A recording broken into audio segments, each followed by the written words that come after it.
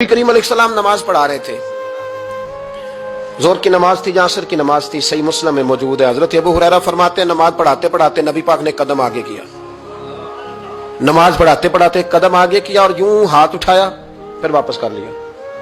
अब नमाज पढ़ के ना तो सलाम फेरा तो सहाबा अर्ज करने लगे, या रसूल अल्लाह सल्लल्लाहु अलैहि वसल्लम, वो नमाज में पैर भी आगे किया तो हाथ भी उठाया, तो वजह क्या थी? अब पहला सवाल तो यह है कि आप लोग नमाज पढ़ रहे थे या हुजूर को देख रहे थे?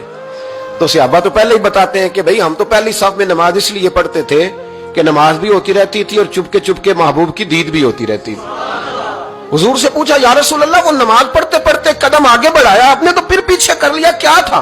और हाथ उठाया तो फिर आपने नीचे कर लिया। तो नबी करीम फरमाने लगे, नमाज पढ़ाते पढ़ाते जब मैंने कहा ना समी अल्लाहु लिमन हमीदा, अचानक मेरी नजर उठी तो जन्नत में चली गई। नजर उठी तो जन्नत में, तेरे लिए 2-4 कदम अर्श बरी है। तो महबूब फरमाते हैं जब मेरी ऊपर नजर गई ना तो मैंने देखा कि अंगूरों का एक खोशा लटक रहा है जन्नत में। तो मैंने हाथ बढ़ाया कि तोड़ लूं। हुजूर खड़े हैं मस्जिद नबवी में और फरमाते हैं कि मैं यहां खड़े होकर हाथ ऊंचा करूं तो मेरा जन्नत तक पहुंच जाता है। फरमाया मेरा इरादा हुआ कि वो खोशा जन्नत का तोड़ लूं और जरा मैंने पैर आगे बढ़ाया ही था तो मेरे दिल में ख्याल आया कि जन्नत राज है तो राज ही रहनी चाहिए। ये राज खोल गया तो मजा नहीं आएगा।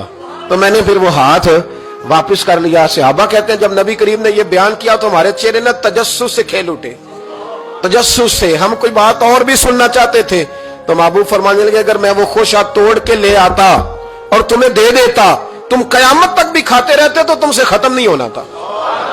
ये सही मुस्लिम की हदीस है। ओ भाई, मेरे रसूल करीम के वाक़या में राज पे शिकवा करना, कहना समझ में नहीं आती कैसे गए थे।